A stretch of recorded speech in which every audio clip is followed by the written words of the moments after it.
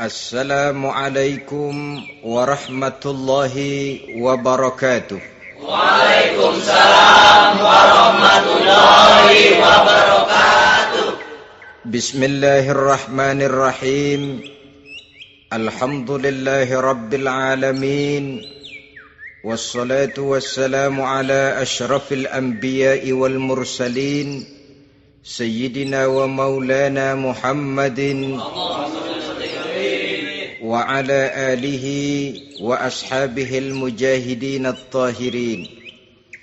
Amma ba'du, subhanaka la ilma lana illa ma 'allamtana innaka antal alimul hakim. La hawla wa la quwwata illa billahil aliyyil azim. Saudara-saudara kaum muslimin, terutama adik-adik para remaja dan pemuda yang saya cintai. Saudara-saudara kaum muslimin, terutama adik-adik remaja dan para pemuda.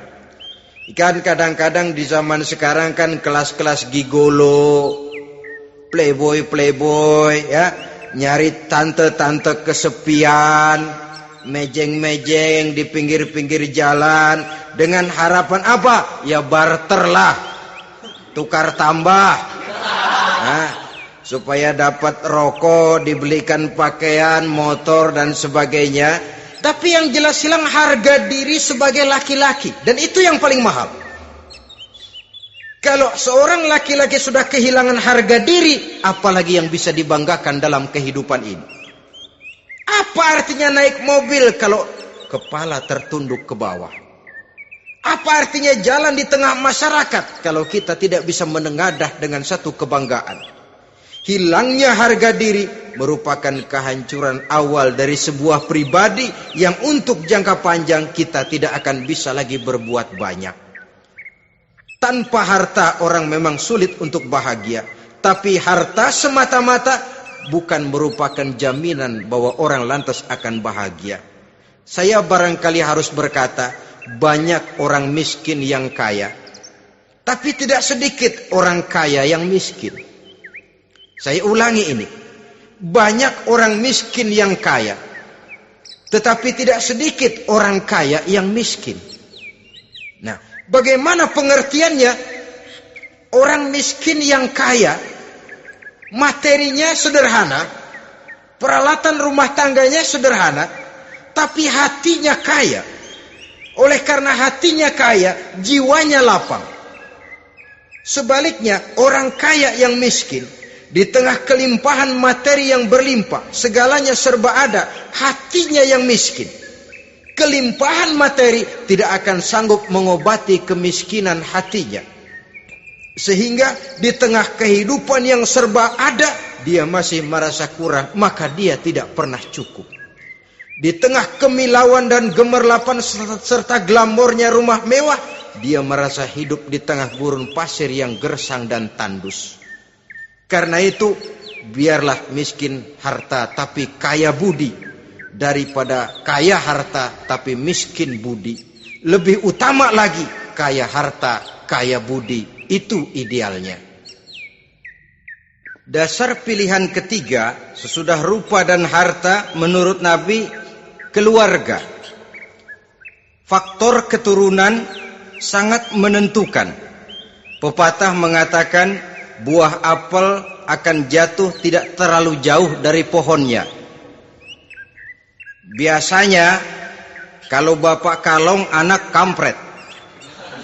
Bapak nyolong, anak nyopet. Itu fotokopi. Saudara-saudara, sungguh pun demikian, faktor keluarga bukan merupakan yang paling dominan, karena segalanya memang bergantung kepada hidayah dari Allah Subhanahu wa ta'ala. Kalau hidayah datang, bisa saja anak maling bisa jadi kiai. Kalau hidayah datang, bisa saja anak nabi malah ikut bersama orang-orang kafir.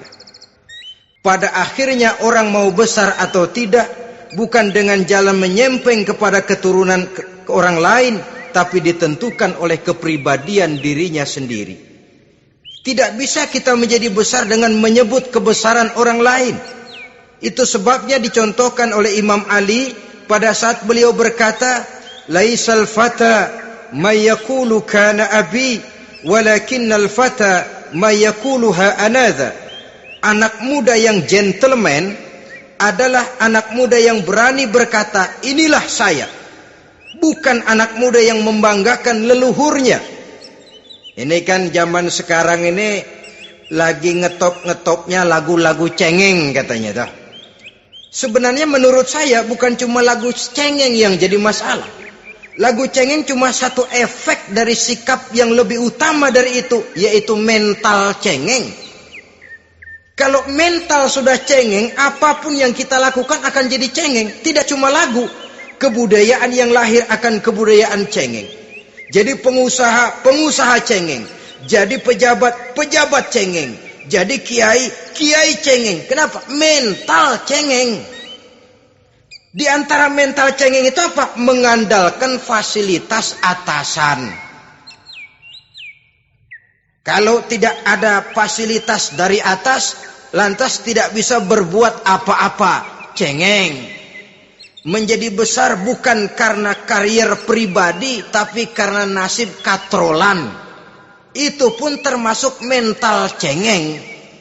Sedikit gagal, bagaimana sedikit jalan buntu, sedikit deadlock, lu ngapain lu melulu?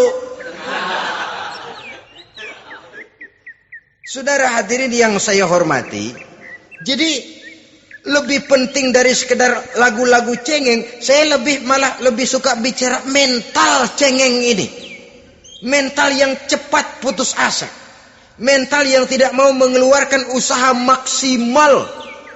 Mental yang hanya mengandalkan fasilitas. Sedangkan pribadinya tidak lebih daripada pribadi sumuhun dawu, pribadi kulon nuwun, pribadi kumaha juragan wae, pribadi oke bos, pribadi asal bapak senang.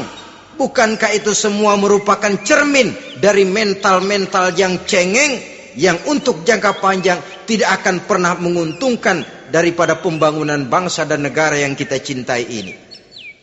Seseorang mau besar atau tidak, bukan dengan jalan menyempeng kepada kebesaran orang lain.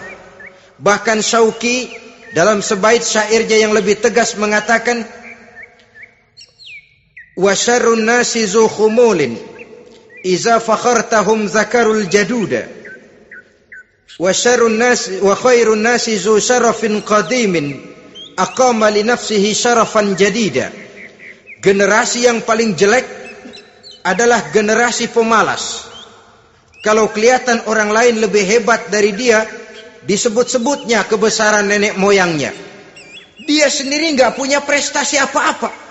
Kerjanya cuma ngandeli kerjanya cuma menggelayuti fasilitas orang tuanya. Tanpa itu dia tidak akan punya nilai dan harga sama sekali. Ini generasi paling jelek. Kalau orang lain kelihatan lebih hebat, dia sebut nenek moyangnya. Lo sih belum apa-apa lo, baru kopral lo. Engkong gua no, komandan Hansip. Engkongnya yang disebutin. Dia sendiri tidak punya prestasi apa-apa. Jadi silahkan saja cari gadis dari keturunan keluarga yang baik-baik.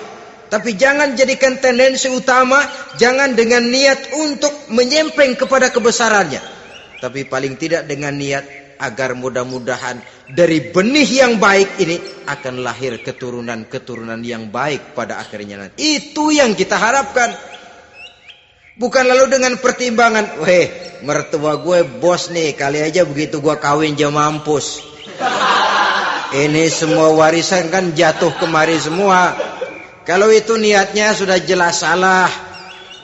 Kita mencari perempuan dengan keturunan-keturunan yang baik dengan berharap agar anak-anak kita nanti yang akan merupakan benih cucunya akan melahirkan kebaikan-kebaikan seperti leluhurnya dulu.